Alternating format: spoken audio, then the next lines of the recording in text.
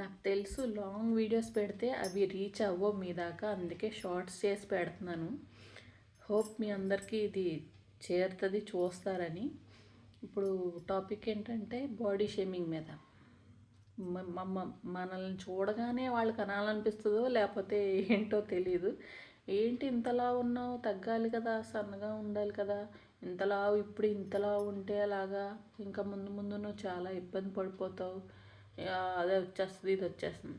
ఏమండి ఇప్పుడు పేరెంట్స్ తరపు హెరిడిటీ ఉంటే వచ్చేస్తండి. అందులో థైరాయిడ్ ఉంది నాకు కాదు ఎవరికైనా సరే అనిపిస్తుంది కదా, ఏంటి ఇలా అంటున్నారు మరి అంతలా ఉన్నా, నేను తినేసి తాగేసి వచ్చింది కాదండి ఇది.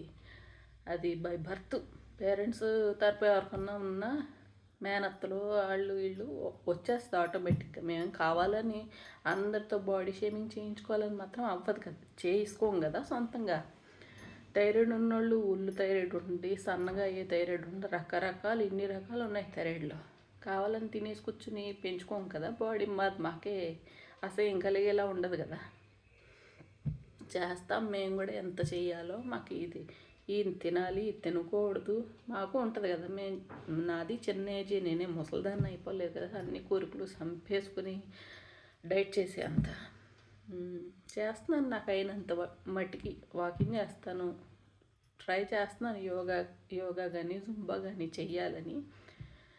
ఇంకా మీలో ఎంతమందికి ఇంత బాడీ షేమింగ్ చేసే వాళ్ళని చూశారు, చూస్తున్నారు, ఇంకా చూస్తూనే ఉంటాం. ఇది అయిపోయేదేం కాదు.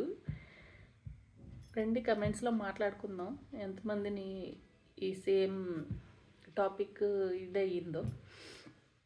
నేనేమంటానంటే ఎవరి లైఫ్ వాళ్ళది, ఎవరి తిండి వాళ్ళది. మనకు కూడా తెలిసి ఇంత తినకూడదు, ఇది తినాలి, ఇలా ఒళ్ళు ఉంటే ఎంత ఇబ్బంది పడతాం, సన్నగా ఉంటే ఎంత ఇబ్బంది పడతాం అన్నీ తెలుసు. బాడీ షేమింగ్ అనేది సర్వసాధారణం. సారీ ఏదన్నా తప్పు మాట్లాడుంటే. సో ఎవరి లైఫ్ వాళ్ళది, వాళ్ళ లైఫ్ వాళ్ళని బతకనివ్వండి, వాళ్ళని కొంచెం వదిలేయండి, కొంచెం చూసేసి కళ్ళతో ఊరుకోవడం నేర్చుకోండి. ఇంకొకళ్ళని ఇబ్బంది పెట్టొద్దు ప్లీజ్. Thank you.